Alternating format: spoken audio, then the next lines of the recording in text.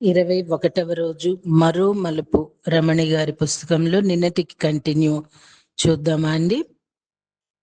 బయట పనులు ఏమున్నా చక్కబెట్టుకుంటుండేవాళ్ళు, అంతా సహాయంగా ఉండేవాళ్ళు ఆంటీలు. మేము ముగ్గురం ఆడపిల్లలు అవ్వటం వల్ల ఇంటర్మీడియట్ చదువుతుండగానే అక్క మ్యారేజ్ అయిపోయింది. పెళ్ళయ్యాక అక్క తన చదువును కొనసాగించింది.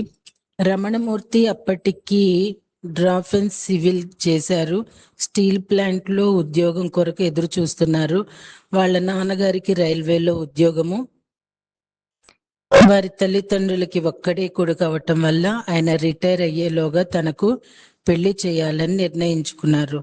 ఇంకొక 2 నెలల్లో రిటైర్మెంట్ ఉందనంగా ఉద్యోగం కోసం కూడా ఆగకుండా ఎందుకు అని నా ఇంటర్మీడియట్ సెకండ్ ఇయర్ చదువుతుండగానే మా పెళ్లి చేశారు. పెళ్ళంటే 100 ఏళ్ల పంట. సంతోషం మేళవింపు ప్రతిక్షణం మనసులో ఎప్పటికీ నిలిచిపోతాయి. భీమరశెట్టి వారి ఇంట పెద్ద కొడుకు, పెద్ద మనవడు. వారి అమ్మా నాన్నలకు ఒక్కడే కొడుకు మా శ్రీవారు రమణమూర్తి.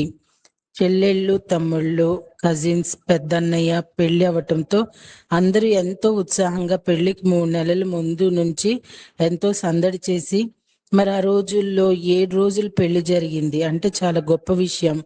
ఆ 7 రోజులు పెళ్లి తంతులు ఎన్నో రకరకాలుగా ఎంతో ఆనందదాయకంగా జరిపించారు. ఎక్కడెక్కడి నుండి వచ్చిన చుట్టాలందరూ కూడా 7 రోజులు మా ఇంట్లో ఉండే అన్ని తంతుల్లో పాల్గొని శ్రీరస్తు శుభమస్తు, ఇక ఆకారం దాల్చుతుంది కొత్త పుస్తకం, మనస్సు మనసు కలపటమే మంత్రం, పరమార్థం ఒకరినొకరు తెలుసుకొని ఒడిదుడుకులు తట్టుకొని మనసు నింపుకో అని మమ్మల్ని దీవించారు. మా పెళ్లి జీవితంలో మరవలేనంత ఆనందంగా జరిగింది. ఇప్పటికీ మా చుట్టాలు, ఆడపడుచులు, మరుదులు, చిన్నత్తగారు, మామగారు మా పెళ్లిని చాలా గొప్పగా చెప్పుకుంటూ ఉంటారు. నా కంటి జ్యోతి మా పాప. మా పాప పుట్టిన క్షణం హృదయంలో చిరస్థాయిగా నిలిచిన మధుర జ్ఞాపకం. మా పాప మా జీవితంలో కొత్త పువ్వులు మొలకెత్తింది. డిగ్రీ మొదటి సంవత్సరం చదువుతుండగా నేను కన్విన్స్ అయ్యాను. మా కాలేజీ మొత్తం మీద మొట్టమొదటి పెళ్ళయింది నాకే. నేను కాలేజీలో లెక్చరర్, సిఈసి, మిగతా గ్రూప్ వాళ్ళతో కూడా నేను చాలా క్లోజ్ గా ఉండేదాన్ని. నా ప్రెగ్నెన్సీ సంగతి అందరికీ తెలియనంత వరకు కాలేజీకి వెళ్ళేదాన్ని. బాధ్యతలు త్వరగా వచ్చినప్పుడు భయపడకండి, అవే మనలోని నిజమైన శక్తిని వెలికి తీయగలవు. డిగ్రీ ఫస్ట్ ఇయర్ చదువుతున్నప్పుడు మా పాప పుట్టింది. అప్పటికి పెళ్ళైన విద్యార్థిని కాలేజీలో ఉన్నది నేను ఒక్కతిని. మొదట్లో కాలేజీకి వెళ్ళడం చాలా సిగ్గుగా ఉంది. ఎందుకంటే నా వయసులో మిగతా వాళ్ళంతా చదువు సరదాలో ఉండగా నన్ను మాత్రం జీవిత బాధ్యతల ముందే నాకు వచ్చేసాయి. కానీ పాప నవ్వు, అడుగులు, కబుర్లు ఇవన్నీ నన్ను బలంగా, ధైర్యంగా నిలబెట్టాయి. ఈ ప్రయాణం నాకు జీవితానికి అర్థం నేర్పింది. నవ్వుల మధ్య పుస్తకాలు చదవటం అంటే అది ఒక గొప్ప అనుభూతి. చదువు, పెళ్లి బంధం, కుటుంబం, తనకంటూ ఒక జీవితం ఉందని తనకే తెలియని వ్యక్తి ఎవరైనా ఉన్నారంటే అది స్త్రీ అన్నారు పెద్దలు. నేను చంటి పాపను వదిలేసి కాలేజీకి వెళ్ళటానికి చాలా మారం చేసినప్పుడు అమ్మ నాతో, నేను పాపను చూసుకుంటాను, నువ్వు కాలేజీకి వెళ్ళాలి, మనిషికి చదువు ఎంత ముఖ్యమో, చదువు వలన విజ్ఞానం, వైభోగం, జీవనోపాధి సంఘంలో ఇచ్చే గౌరవ ప్రతిష్టలు ఉంటాయని వివరిస్తూ నా చదువు పట్ల నూతన ఉత్సాహం నింపుతుండటం వలన ఎంతో సునాయాసంగా గ్రాడ్యుయేషన్ పూర్తి చేయగలిగాను. బ్యూటీషియన్ గా జీవిత మలుపులు అంటూ చెప్తున్నారు, చూద్దామండి.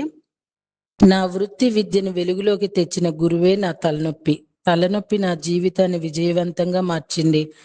ప్రతి సమస్య ఓ అవకాశం అవుతుంది. మనతో పాటు నమ్మకంగా ఉండే వాళ్ళ ప్రేమ, ప్రోత్సాహం ఉంటే చిన్న ప్రయత్నం గొప్ప విజయానికి బీజం అవుతుంది. పాప కడుపులో పడినప్పుడు మంచి రోజు తలనొప్పి నన్ను వెంటాడేది. ఆ సమయంలో అమ్మ నన్ను ప్రోత్సహించి ఏదైనా వ్యాపకం పెట్టుకో, మనసు మళ్ళుతుందని చెప్తూ ఉండేది. ఎన్నో కోర్సులు ఉన్నాయి. 27 సంవత్సరాల క్రితం బ్యూటీషియన్ కోర్సు నేర్చుకునే వాళ్ళు చాలా తక్కువ మంది ఉండటం నాకు అస్సలు ఆసక్తి లేకపోయినా రోజుకు ఒక గంట ఈ వ్యాపకం వలన తలనొప్పి తగ్గుతుందని అమ్మ ఊరటి ఇచ్చింది. అలా అమ్మ ప్రోత్సాహంతో మొదలైంది నా ప్రయాణం. నాకే అజ్ఞాతంగా అభివృద్ధి నా జీవితాన్ని మార్చేస్తుందని తల్ తలచలేదు. ఇప్పుడు ఆ వృత్తి నాకు ఓ ఐడెంటిటీ ఇచ్చింది. సాధారణంగా పెద్ద కంపెనీ రన్ చేసే వాళ్ళు సంపాదించే దానికంటే ఎక్కువ సంపాదించగలిగాను. అంతేకాదు పెద్ద కంపెనీలో ఉద్యోగులు ఎంతో మందికి ఉపాధి ఎలా ఇస్తారో ఆ రకంగా ఉపాధి కల్పించే స్థాయికి ఎదిగాను. ఆ రోజు తలనొప్పిగా కనిపించిన ఆ నిమిషం నేడు నా జీవితాన్ని వెలిగించిన వెలుగుపాట. అది నా నిజమైన ప్రారంభం. బ్యూటీషియన్ కోర్స్ వ్యవధి 6 నెలలు. కోర్సులో జాయిన్ అవ్వటం అయ్యింది. అప్పుడు పాపకి 2 సంవత్సరాలు. కోర్స్ టైమింగ్స్ ఉదయం 11 గంటల నుండి 1 గంట వరకు ఉండేది. అందుకే పాపని ఒక క్రేచ్లో వేశాము. నేను బయలుదేరేటప్పుడు పాపని క్రేచ్లో దించి అక్కడి నుండి నన్ను బ్యూటీ పార్లర్కి దిగబెట్టేవారు మా వారు. మేము తిరిగి ఇంటికి వచ్చేప్పుడు మా పాపని మాతో తీసుకుని వచ్చేవాళ్ళమే. 6 నెలలు గడిచిపోయాయి. బ్యూటీషియన్ కోర్స్ నాకేమీ అవ్వలేదు. నాకు బ్యూటీషియన్ కోర్స్ నేర్పించే మేడం ఎప్పటి నుంచో ప్రెగ్నెన్సీ కోసం ఎదురు చూస్తున్నారు. మా బ్యాచ్కి శిక్షణ ఇస్తున్న కాలంలో ఆమెకు ప్రెగ్నెన్సీ కన్ఫర్మ్ అయ్యింది. మా బ్యాచ్లో 4 బ్యూటీషియన్ కోర్సులు నేర్చుకునే వాళ్ళం. ఆ 4లో నేను బాగా నేర్చుకున్నానని ఆమె అంటే మేడం యొక్క ఉద్దేశం. ఆమె డెలివరీకి వెళ్ళాలి. ఆ సమయంలో క్లినిక్ క్లోజ్ చేసి ఉంచటం ఆమెకి ఇష్టం లేదు. అందుకే మా ఇంటికి వచ్చి మా మామయ్య గారిని ఒక్క 4 నెలలు నెక్స్ట్ బ్యాచ్కి నేను బ్యూటీషియన్ కోర్స్ నేర్పించాలి అని రిక్వెస్ట్ చేశారు. నాకు చాలా ఆశ్చర్యం వేసింది. నేను అసలు ఏమీ నేర్చుకోలేదు కదా, మరి మేడం ఏంటి నేర్చుకున్నాను అంటున్నారు? నేర్పించడం అంటే ఏ వస్తే ఏ నేర్పించు, బి వస్తే బి నేర్పించు అని గురువు బ్రహ్మర్షి పితామహ పత్రిజీ ఎప్పుడు చెప్తూ ఉంటారు. కానీ అప్పుడు నాకు తెలియదు ఈదాలి అంటే సముద్రంలో దూకాలి అని. అప్పుడు బ్యూటీషియన్ అనే మహాసముద్రంలో దూకాను.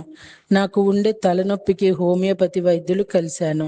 అప్పటికే ఆయనకి 90 సంవత్సరాలు ఉంటాయి. ఆయన దగ్గరకు వెళ్ళిన ప్రతిసారి నాతో చాలా మాట్లాడుతుండేవారు.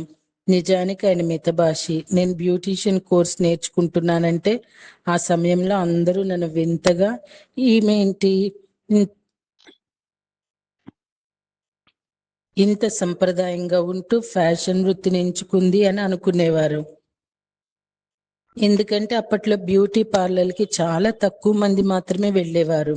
చాలా అవసరం ఉన్న వాళ్ళు, ప్రముఖులు, టీవీ యాంకర్స్ ఇలాంటి వాళ్ళు మాత్రమే వెళ్ళేవారు. ఇంకా హుందాగా ఉండే వాళ్ళు కూడా వెళ్ళేవారు. ఇప్పట్లాగా ప్రతి ఒక్కరూ తరచుగా వెళ్ళే అవకాశం అందరికీ ఉండేది కాదు. బ్యూటీ క్లినిక్ కి వెళుతున్నామంటే వాళ్ళ గురించి చాటుగా చాలా మంది మాట్లాడుకుంటూ ఉండేవాళ్ళు. అలాంటి సమయంలో నేను ఈ బ్యూటీషియన్ కోర్స్ నేర్చుకున్నానంటే అందరూ విచిత్రంగా చూస్తుండేవాళ్ళు.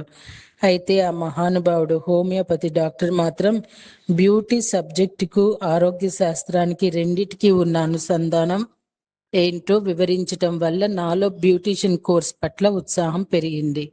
Facial massage, manicure, pedicure, head massage లాంటివి సాధారణంగా అందం కోసమే కాదు, శరీరానికి ఆరోగ్యపరంగా కూడా ఎంతో మేలు చేస్తాయి. మసాజ్ చేస్తే బ్లడ్ సర్క్యులేషన్ పెరుగుతుంది. దీనివలన ఆక్సిజన్ మరియు పోషకాలు సరి అయ్యి లోని కణాలకు బాగా చేరుతాయి. ఇది చర్మానికి తేజమిచ్చేలా చేస్తుంది. అంతేకాకుండా మసాజ్ వల్ల శరీరంలోని టాక్సిన్స్ బయటకు పోతాయి. ముఖ్యంగా లింఫాటిక్ డ్రైనేజ్ ద్వారా డిటాక్సీ ప్రక్రియ జరుగుతుంది. ఈ టాక్సిన్స్ తొలగిపోవటం వల్ల మనము మెంటల్లీ, ఫిజికల్లీ ఫ్రెష్గా, ఎనర్జిటీగా ఫీల్ అవుతాము. మసాజ్ వల్ల మజిల్ రిలాక్సేషన్ జరుగుతుంది. అందుకే అప్పుడప్పుడు ఇలా మసాజ్ చేయించుకోవటం వలన చర్మం ఆరోగ్యంగా మారుతాయి. ఇలాంటి చిన్న చిన్న కేర్ మన శరీరానికి నవతరంలో ఉంచుతాయి. మనసుకు శాంతి, చర్మానికి తేజాన్ని, మన జీవన శైలికి చురుకుతనాన్ని ఇస్తాయి. బాల్యం నుంచి మన ఈ ప్రపంచాన్ని విడిచిపెట్టే వరకు మన జీవితంలో ఆకర్షణ అనేది ఒక ముఖ్యమైన అంశం. ఇది మన గురించి మనం ఎలా భావిస్తున్నామో మరియు ఇతరులు మనల్ని ఎలా చూస్తారో అనేది ప్రభావితం చేస్తుంది. భౌతిక రూపం అంటే ఆత్మగౌరవం మరియు తనపై విశ్వాసం పొందటంలో ముఖ్యమైన పాత్ర పోషిస్తుంది. అందం అనేది నిస్సందేహంగా అమ్మాయిల జీవితంలో ప్రాముఖ్యతను కలిగి ఉంది. అందం వల్ల వారి వ్యక్తిగతంగా భౌతిక ప్రపంచంలో ఆత్మవిశ్వాసం మరియు ఆరోగ్యకరమైన ఆలోచనలతో ముందుకు రావడానికి ప్రయత్నిస్తారు. అందం అనేది పరిపూర్ణతకు దగ్గరగా ఉంటుంది. కాబట్టి మీరు పరిపూర్ణతకు ఎంత దగ్గరగా ఉంటే అంత శక్తివంతమైన అందాన్ని చేకూర్చుకోగలుగుతారు. ఒక వ్యక్తి యొక్క అందం ఎల్లప్పుడూ తాత్కాలికమైనది. ఒక వ్యక్తి యొక్క వ్యక్తిత్వం శాశ్వతమైనది. అందం అనేది ఎప్పుడో ఒకప్పుడు పోయినా వయసుతో నిమిత్తం లేకుండా వ్యక్తిత్వం మాత్రం అలాగే ఉంటుంది. వ్యక్తిగత సౌందర్యం ఆనందాన్ని పెంచుతుంది. అందంతో పాటు ఆత్మవిశ్వాసం, ఆనందం, గౌరవం, దయ మరియు తెలివితేటలు ఉన్నప్పుడు ఆ అందం మరియు ఆత్మ సౌందర్యం మరింత ప్రస్ఫుటమవుతుంది. ఇలా బ్యూటీషియన్ కోర్స్ నేర్పుతున్నప్పుడు చాలా విషయాలు నేర్చుకోవటం జరిగింది. చాలా విషయాల మీద అవగాహన పెంచుకున్నాను. ప్రతి దానిలో సైన్స్ ఉంటుంది. సైన్స్ వెనకాల ఎంతో స్పిరిచువాలిటీ కూడా ఉంటుందనేది అర్థం చేసుకునే శక్తి రోజు రోజుకి పెరుగుతూ వచ్చింది. మా మేడంకు చక్కటి పండంటి బిడ్డ పుట్టాక మళ్ళీ రెగ్యులర్గా తన వృత్తిలో జాయిన్ అయిపోయారు. అప్పటికే నా ఫ్రెండ్స్కి, మా చుట్టుపక్కల వాళ్ళకి నేను బ్యూటీషియన్ కోర్స్ చేస్తున్నానని తెలియటంతో చాలా మంది నా దగ్గరకు వస్తూ ఐబ్రోస్, హెయిర్ కట్ చేయించుకున్నప్పుడు నాకు ప్రయోగం చేయడానికి ఒక మంచి అవకాశం దొరికింది. బ్యూటీషియన్ కోర్స్ నేర్చుకున్న తర్వాత పెద్దగా ఖర్చు లేకుండా ఇంట్లోనే ఒక చిన్న గదిలో బ్యూటీ సర్వీస్ ప్రారంభించాలని నా ఖాళీ సమయాన్ని ఉపయోగించుకొని మొదటిగా నా ఫ్రెండ్స్కి, ఆడబడుచులకు ఫేషియల్, హెడ్ మసాజ్, మానిక్యూర్ లాంటి సర్వీసెస్ చేయటం ప్రారంభించాను. వాళ్ళకి ఇది ఒక రకంగా రిలాక్సేషన్, నాకు ఇది ప్రాక్టీస్గా ఒక మంచి అనుభవంగా మారింది. నిజం చెప్పాలంటే మొదటి ప్రయాణం తలనొప్పి నివారణ కోసం నేర్చుకున్న ఈ బ్యూటీషియన్ కోర్స్ నా జీవితానికి మలుపు తిప్పే అవకాశంగా మలుచుకున్నాను. అత్త, మామగారు, హస్బెండ్, ముఖ్యంగా అమ్మ నా ప్రయత్నం చూసి ఎంతో సంతోషపడ్డారు. ఎందుకంటే నేను నేర్చుకున్న విషయాన్ని వృధా చేయకుండా చిన్నదైన లక్ష్యంతో ఉపయోగించుకుంటూ ముందుకు సాగుతూ ఉండటం వాళ్ళకు గర్వంగా అనిపించింది. ఇలా చిన్న స్థాయిలో మొదలైన బ్యూటీ పార్లర్ బ్యూటీ క్లినిక్ వరకు మారింది. ఓ నమ్మకం, లక్ష్యం, ఓ ఆశయంతో నడుస్తుంది. ఇది నువ్వు మారవలసిన సమయం. ఇది నీవు కష్టపడవలసిన సమయం. ఇది నీవు గెలవలసిన సమయం. ఇది నీ సమయం. మొట్టమొదటిగా 1996 మార్చి 27వ తేదీ ఉగాది రోజున కేవలం 750 రూపాయలతో నా బ్యూటీ పార్లర్ మొదలు పెట్టడం జరిగింది. నేను ఎక్కడైతే నేర్చుకున్నానో జనశిక్షణ సంస్థాన్, ఆ సంస్థాధినేత అయిన శేషు కుమారి మేడంతో ప్రారంభోత్సవం చేయించడం జరిగింది. ఆ 750 రూపాయలు కూడా ఆ గదికి కావలసిన డెకరేషన్ ఐటమ్స్ అన్ని అమ్మ సమకూరిస్తే అన్నయ్య, నేను కలిసి వెళ్ళి అప్పట్లో ఒక షాప్లో మాత్రమే దొరికే ఒక హెన్నా ప్యాకెట్, ఒక face pack, face massage cream, ఒక స్క్రబ్ తీసుకోవటం జరిగింది.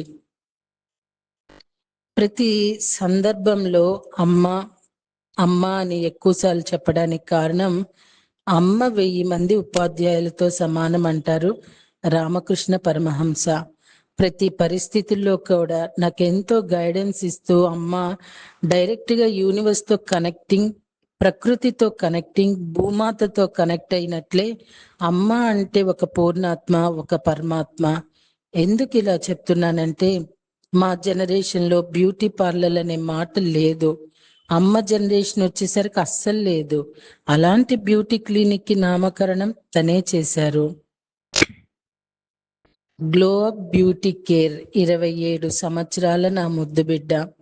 అమ్మ తపన, నాన్నగారి ప్రోత్సాహం, భర్త, అత్త, మామగారుల ఆశీర్వాదం, అన్నయ్య, అక్క, చెల్లి సహకారం, నా స్నేహితులందరి ఉత్సాహం, మా పాప కేరింత గ్లోబ్ బ్యూటీ కేర్ అనే సంస్థకి పునాది పడింది. సో అండి, రేపు బాల నెరుపు అంటూ చెప్తున్నారు, తెలుసుకుందామా? Thank you.